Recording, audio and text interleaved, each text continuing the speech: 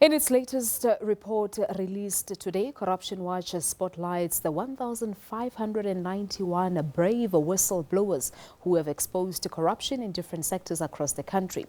This, of course, suggesting a determination to continue to act in the face of widespread corruption taking place in the country.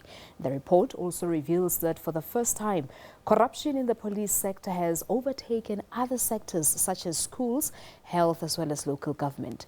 Melusi Ncala is a researcher and author of this report from Corruption Watch, and he joins me now live in studio. Good afternoon to you, Melusi. Thank you so much for coming through. Good afternoon, Palisa, and good afternoon to the viewers. Thank you so much indeed for your time. Let's just first get an understanding as to how this report was put together. So we at Corruption Watch, we always encourage members of the public to come forward with incidents of corruption, whether they witnessed it or they were victims of it. And that's our model. So we use several channels where people would come to us, whether on our online platforms or to our offices. They will file reports, and then we record this, classify them accordingly, and then this is the outcome of those reports. Looking at the number of whistleblowers now, I think I made mention of this on my introduction, 1,591 of them. Melusi, this surely speaks volumes about the resilience of South Africans and wanting to speak out about corruption. Yes, it somewhat ties in with a report that came out last month, the Global Corruption Barometer, which also indicated that South Africans were willing to actually be whistleblowers when it comes to issues of corruption. And at least what we have seen and what we are celebrating as Corruption Watch is that in the first 6 months of 2019 is that people have stood up and people are saying that enough is enough. So going back to the report itself, in terms of corruption happening within the police sector, what are the leading forms of corruption that the report is revealing? So generally speaking, the leading forms of corruption, it's bribery, which is at 31.9%. It's followed by procurement irregularities, which is at 21.8%. And the third is employment irregularities, which is at 18%. And part of what your report mentions is that the SAPS frequently protects those that are engaged in corrupt activities, but makes more vulnerable those that are trying to expose corruption in this critical sector. Talk to us about that. You mentioning that actually makes me recall a particular case that I had to read through in compiling this report, and that actually speaks to the 35.7% of abuse of power reports that we have received in relation to the South African Police Service, of course. And that is, in this particular case, what had happened is that there were officials who wanted to lay a complaint about another official that was alleged to be corrupt.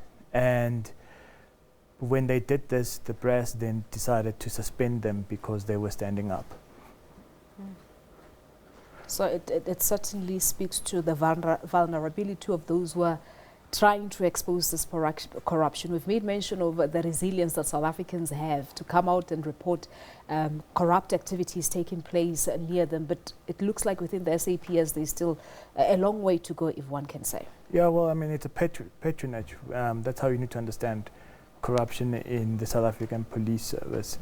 So it's a network of people. It's based on quote-unquote brotherhood, if I can put it that way, where you have to protect your fellow officer regardless of you seeing him or her doing a wrong thing. So if that has become a cultural practice, it's hard to break down that level of confidence or reliance that officers may have on each other. Yeah, as much as you say it's a bit hard to break it down, but what needs to happen going forward to get rid of the system within the police force?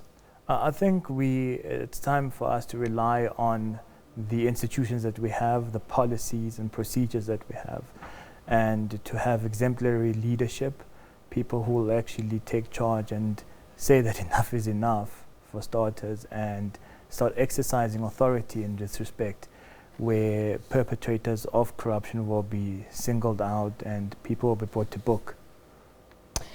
The report also talks about a number of other corrupt activities taking place, for example, in schools and local government. Paint us a picture as to how things are looking and the forms of corruptions really that are taking place at those levels.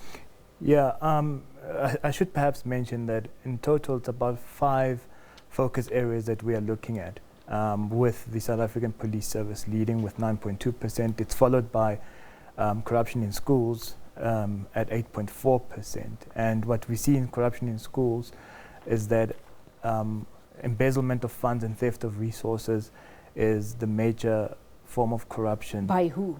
School principals, teachers? Or? Yes, all of the above. So what you'll find is in some cases that teachers, for example, will pocket the money that's meant for feeding schemes.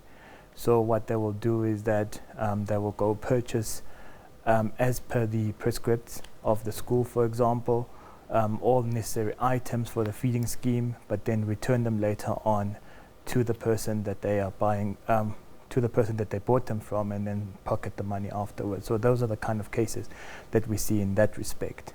And then, of course, we do have employment irregularities as well within schools.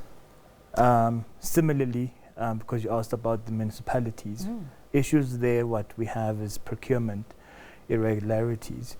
It counts for about 35.5% of the cases.